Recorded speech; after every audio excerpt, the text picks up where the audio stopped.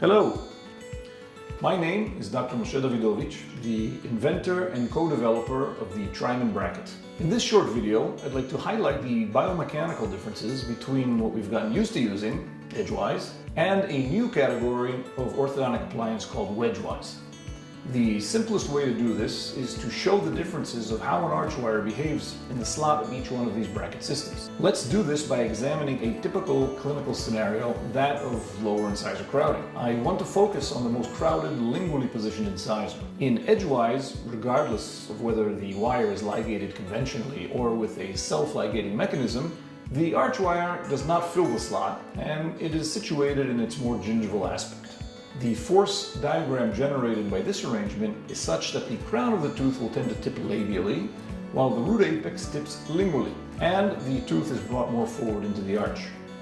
Now let's compare this to what happens when an arch wire is placed into the Tryman bracket under the same conditions. The forces are expressed as in this configuration because of the unique two-wall triangular slot causing several moments to occur that will move the tooth forward into the arch, but also cause a degree of labial rotation of the root due to the third-class lever generated because of the unique properties of the Tryman bracket self-ligating clip. This unique combination of vector technology makes for a much more efficient method of tooth movement, which can be accomplished in less time and with less force.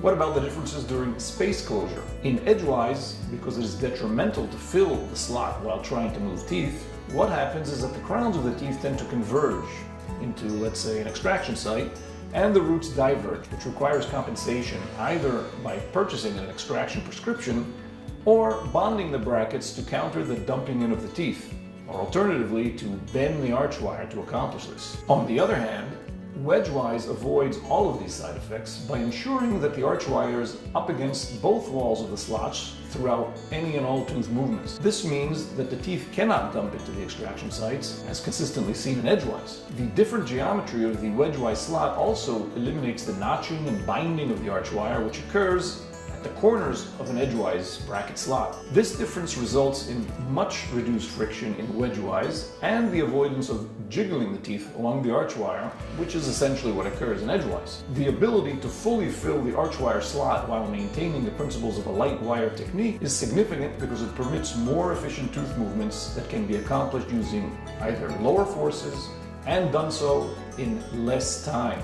We've been using the edgewise appliance in all of its variations for the last century.